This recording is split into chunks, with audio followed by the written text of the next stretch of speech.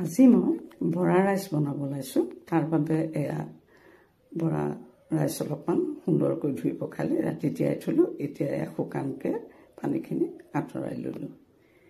এতিয়া মই গেছটো জ্বলালোঁ আৰু এটা কেৰাহী পাতি দিলোঁ। ইয়াতে মই অলপমান সৰিয়হৰ তেল দি চাউলখিনি এতিয়া মই সুন্দৰকৈ ভাজিম। এনেকৈ বনালে জলপানটো এটা এটা হয়, খাবলৈ বৰ ভাল হয়। সেইটো কাৰণে এনেকৈ ভাজি বনাওঁ মই। অকণমান তেল দি ভাজিলে পানীটো খুব এটা লাগি নধৰে। ভজা হৈ গ'ল। ইয়াতে মই অলপমান পানী দিছোঁ, যিহেতু সিজিব লাগিব। এয়া চাওক, অলপমান বেছি পানী দিয়া নাই, কম জোখাৰে অলপমানে মই পানী দিছোঁ প্ৰথমে। এতিয়া এইখিনি সিজিবলৈ দিম মই। ইতিমধ্যে এইখিনি অকণমান ঢাকনা এখন মাৰি সিজিবলৈ দিওঁ।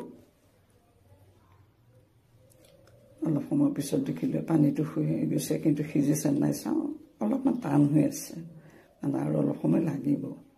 সেইটো কাৰণে অকণমান পানী দিব লাগিব পুনৰ।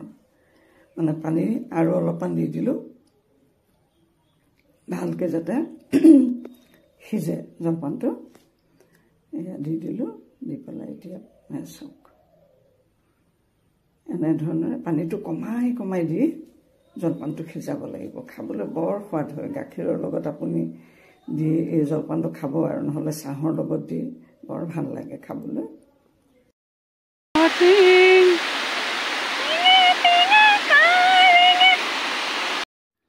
ইতিমধ্যে এইখিনি হৈ গৈছে। এইখিনি মই এতিয়া কাটি ৰাখিম। এয়া চাওঁ, কিমান এটা সুন্দৰ ৰেচিপি হয় বৰা ৰাইচ বা বৰা চাউলৰ জলপান। এইটো চাওক কিমান সুন্দৰ হয়। ইয়াতে অলপমানে মই দৈ দি দিলোঁ। বহুত সুন্দৰ লগা এটা ৰেচিপি। এনেকৈ বনাই খাবচোন। এনেকৈ খালে ভাতৰ দৰকাৰে নাই, বহুত ধুনীয়া হয়। তাতে অকণমান চেনি দিছোঁ।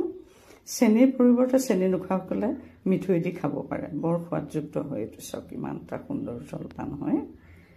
আমাৰ অসমীয়াৰ থলুৱা জলপান বহুত সুন্দৰ হয় বৰা ৰাইচ। গতিকে পুনৰ নতুন এটা ৰেচিপিলৈ আহি আছোঁ।